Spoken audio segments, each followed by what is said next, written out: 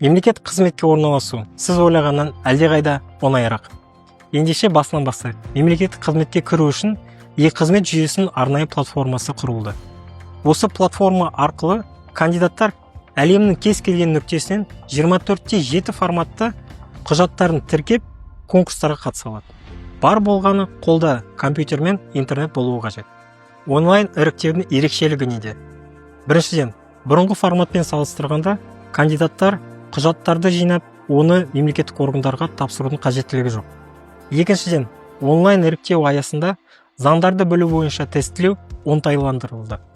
Бұрын 8 немесе 9 заң бойынша тест тапсыратын болса, қазіргі таңда онлайн форматта тек 4 заң бойынша тест тапсыруға болады.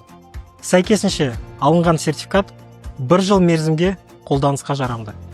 Олардың ішінде еліміздің ата заңы, мемлекеттік қызмет туралы заң, сыбайлас жемқорлыққа қарсы іс-қимыл заңы және мемлекеттік қызметшілердің әдеп кодексі. Заңдарды білу бойынша тестті тапсырғаннан кейін, яғни қолға сертификатты алғаннан кейін, сіздер бос лауазымдарға, конкурстарға қатыса аласыздар.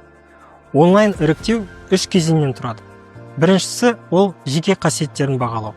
Екіншісі ол мәтіндік және сандық ақпаратпен жұмыс жасау қабілеттерін бағалау. Және де ең соңғы кезең ол әңгімелесу. Нәтижесінде осы 3 кезең бойынша ең жоғары балл жинаған үміткер конкурстың жеңімпазы болып аталады. Сонымен қатар, адами факторды болдырмау және де сыбайлас жемқорлық тәуекелдерін болдырмау мақсатында әрбір кандидатқа жеке өзінің ID нөмірі беріледі.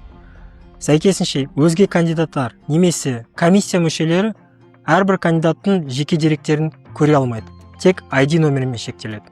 Осы арқылы біз конкурстың ашықтығын және де әділдігін қамтамасыз етудеміз.